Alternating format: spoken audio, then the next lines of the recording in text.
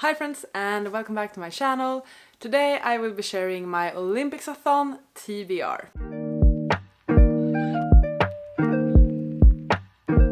If you don't know, the OLYMPICSATHON is a readathon that I'm hosting now this summer. It's between the 24th of July until the 11th of August, and it's a readathon inspired by the Olympic Games. So I will share the links to the announcement video, sign up, the Discord forum, all of that in the description box. So if you're interested, please check it out and join us. I thought that I would share my own personal TBR for the readathon, and hopefully if you plan on participating, you might find some inspiration amongst my picks for what you might read. I know it can be a sort of tricky readathon depending on what prompts you go for. There's a set of main prompts but also bonus prompts that are a bit trickier. I've seen my stack. I am a tad bit doubtful if I'm actually gonna make it this year. I don't think I've ever completed my own OLYMPICSATHON TBR to 100%. I've been close, but I don't think I've gotten the full set of points ever. We're giving it another go this year. I'm gonna start by sharing the books I plan on reading for the main prompts, and then we're gonna look at how I can utilize those books for the bonus prompts and which books I need to add. So the first main prompt is summer. Read a book with a summer setting. The book I plan on reading is Book Lovers by Emily Henry. One summer, two rivals. It takes place during the summer. Perfect. So it's a literary agent and an editor, and they are work nemesis, and they hang out in a small town or something, I guess. I don't know how this book ranks for people amongst Emily Henry's books, but it's gonna be interesting. I gave Beach Read 3 stars, so I guess I'm hoping that this is gonna be better. We're gonna see, but it's a summer setting. Next prompt is sports. Read a book featuring sports. For this one, I plan on listening to What I Talk About When I Talk About Running by Haruki Murakami. I read one Murakami book before, it was ages ago, pre-booktube age for me, so I am intrigued to read more of his writing. But this one though, I believe is more of a memoir than a fiction read. It's about Murakami and how he basically found his passion for running, I'm guessing. He reflects upon the influence the sport has made on his life and on his writing. There's multiple reasons why I want to read this one. It's because it works with other prompts, especially the bonus prompts. Also, I needed an audiobook because I have many physical reads in this TBR, so I thought that, hey, I need some sort of audiobook. And also, No, I haven't. I was gonna say that I've sort of gotten into running. I haven't. I hate running.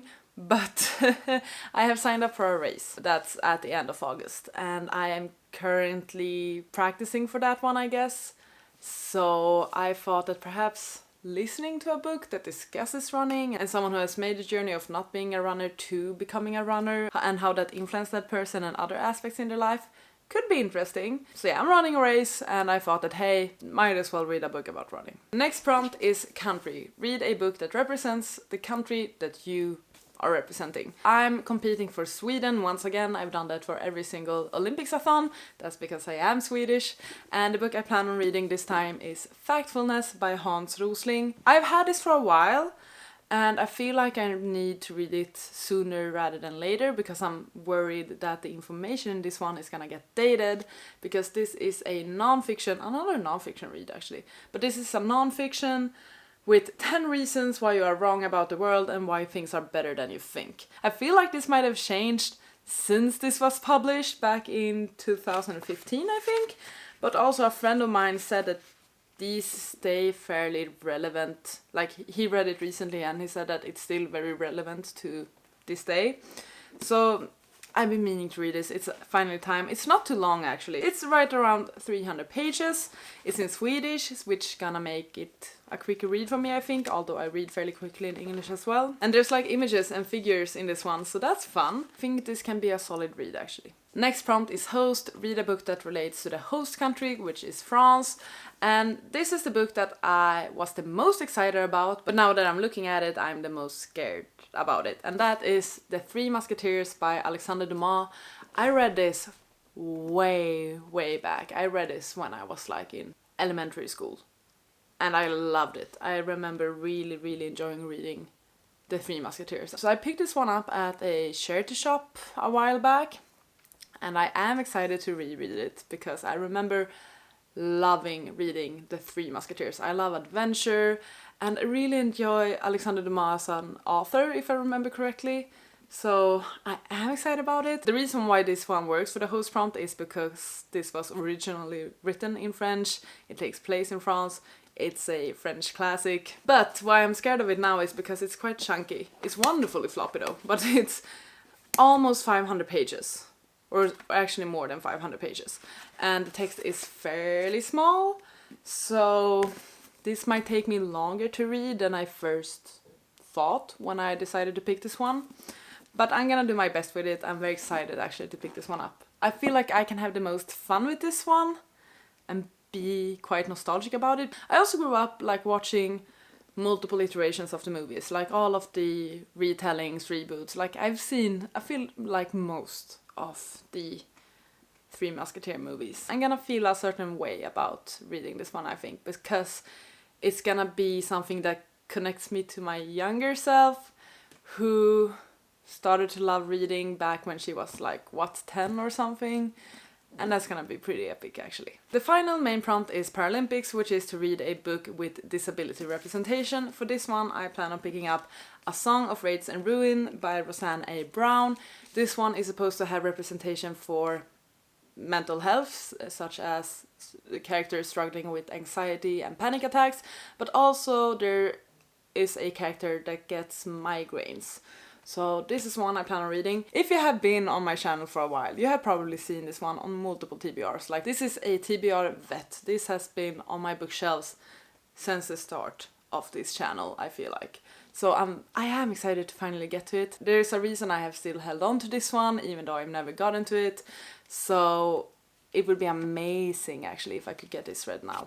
I would love that. I believe it's a West African inspired story, enemies to lovers. We have Malik, whose younger sister gets abducted, and in order to, I guess, get her back, he strikes a fatal deal, which is to kill Karina, the crown princess of Siren. Now, Karina has deadly aspirations of her own. Her mother has been assassinated, her court threatens mutiny, so she decides to resurrect her mother through ancient magic, requiring the beating heart of a king, and she knows just how to obtain one, by offering her hand in marriage to the victor of the Solstatia competition. Oh, so there's a magical competition. It's gonna be fun. I think this can be good. Those were the main prompts. Let's now consider the bonus prompts. These are where it might get tricky, but hopefully I've been fairly smart. Not 100%, but I've done my best. So for medal, the prompt is to read a book with foiling on the cover, and I actually do have 2 options for this one already amongst my already picked books.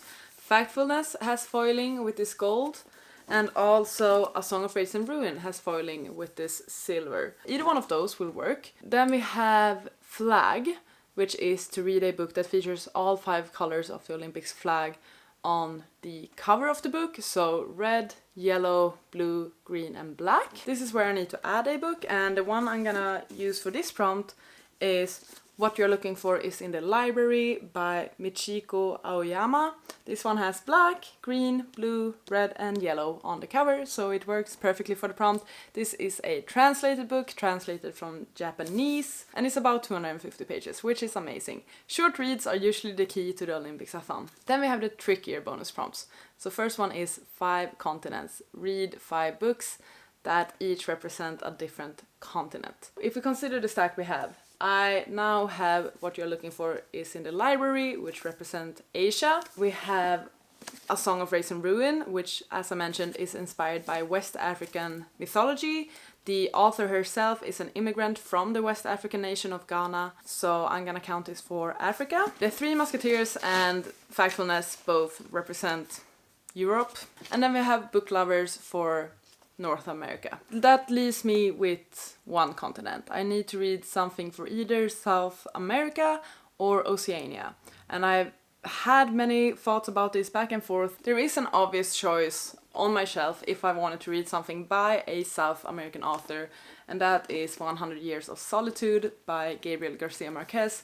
But considering that I already have this stack of physical reading planned, I don't really want to add many other physical reads to this TBR, and I've heard that this can be a bit more of a struggle to get through, so maybe not. I have decided instead to go for Oceania, and my plan now is to read Memento by Amy Kaufman and Jay Kristoff. This is a prequel novella to the Illuminae file series, a series told in mixed media format, and both Amy Kaufman and Jay Kristoff are Australian. They both live in Melbourne, so Oceania it is. Memento is, I believe, around 100 pages. The Illuminae Files books are quite quick reads because of the format of them being mixed media, so the stories are usually told in like emails and documentation, surveillance footage, chat logs, things like that. My plan is to get that one to my e-reader and read it there, and hopefully it can be a fairly quick read. That's how I'm gonna get all 5 continents. The next tricky prompt is 5 translated books, which simply is to read 5 books that have been translated. Amongst my choices, I already have What You're Looking For Is in the Library, which is translated from Japanese. I also mentioned that I plan on listening to What I Talk About When I Talk About Running by Murakami, which is another Japanese author. A book I hauled recently that is fairly short and that I am excited about is Dallergut Dream Department Store, which is translated from Korean, and it's like 240 pages, something like that, so hopefully a quick read. The Three Musketeers, translated from French, so that makes it 4 books. And then I'm adding another audiobook, which is a short audiobook, and I've seen it around, and it looks quite fun. And that book is A Magical Girl Retires. Do I know what it's about? No, I believe it's translated from Korean again, and I know that it's a short audiobook. Around 2 hours, like a bit more than 2 hours. And that is my TBR for the OLYMPICSAthon. So if you consider all of the books, these are the physical copies that I have. So it's 1, 2, 3, 4, 5, 6 physical books, 2 audiobooks and 1 ebook. 9 books in total. 9 books in order to complete all of the prompts. Honestly, I feel like the audiobooks are gonna be fine. They are fairly short. The ebook is gonna be fine. These are all around 300 pages, plus minus 50 pages, I would say, at least this stack. But then we have A Song of Raisin Ruin and The Three Musketeers, and these might get me longer to finish. But hopefully I can really enjoy them. I hope you got some inspiration from this video for your own personal OLYMPICSAthon TBR. Feel free to share your TBR for the readathon either in the comments or on Twitter and tag OLYMPICSAthon, or go on our Discord and chat about your TBR there, or make a video or whatever. Share everything, all of your ideas, recommendations, suggestions. I think it's very much appreciated by everyone participating. Thank you so much for watching this video. Please take care, and I'll see you on the next one. Goodbye! You gotta just go for it. Don't think about what comes out.